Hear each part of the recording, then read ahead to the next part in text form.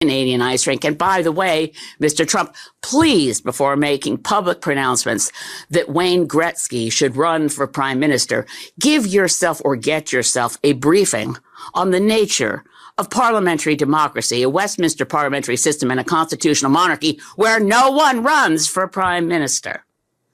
We have elections for members of parliament.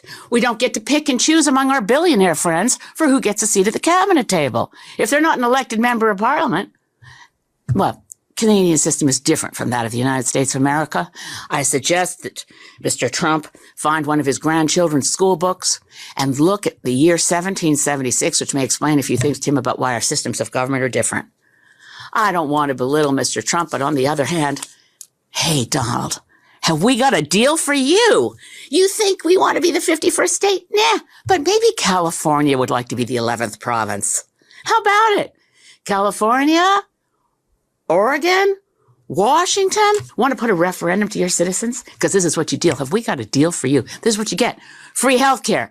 Universal free healthcare. No more one-year-olds who suddenly fall off the Medicaid list and their parents are in the news because they're trying to do a GoFundMe so they can get their daughter to a doctor. Universal free healthcare. And guess what? Those gun laws that your Congress is too afraid to pass because of the national gun lobby, we already got our strict gun laws. That's why we have the safest streets around the world, or at least in the United States, by the way, the most recent stats, 5.9 out of every 100,000 people is killed in a fatal gun incident versus 0.88 per 100,000 in Canada. That's because we have strict gun laws.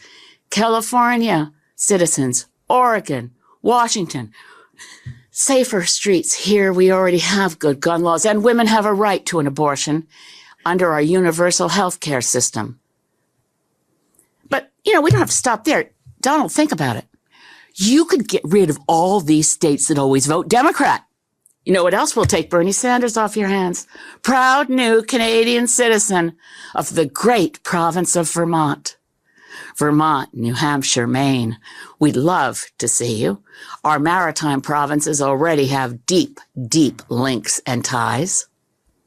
Well, enough kidding around. But honestly, President Trump, get used to it. Canada is a sovereign nation full of, guess what, proud Canadians. We're not jingoistic. We don't boast a lot. That's one of the things we kind of have in common with Jimmy Carter. We're not a big nation for braggarts and bullies.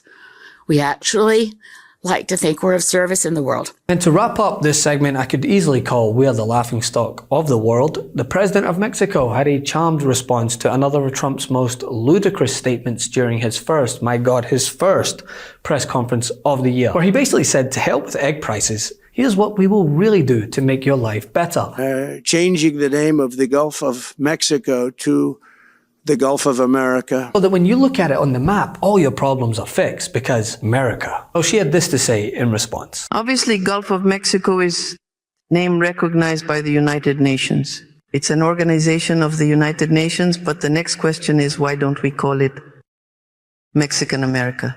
It sounds nice, doesn't it? Right. Since 1607, the Apatzingán Constitution referred to it as Mexican America.